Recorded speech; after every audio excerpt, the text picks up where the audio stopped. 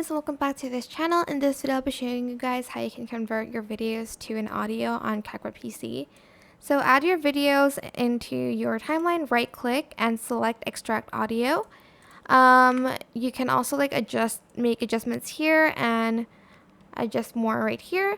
And once you are done with adjusting that, you're just going to select export. And if you have video exporting enabled, you're just going to select that. Then you're going to select tick on export audio and you're going to select the format. There's MP3, WAV, AAC, and FLAC. I only know MP3 and WAV, but I usually just export stuff into an MP3 file. Then you're just going to select export. And once you're done, you're just going to open up the folder and you're going to see the audio here. And here it is.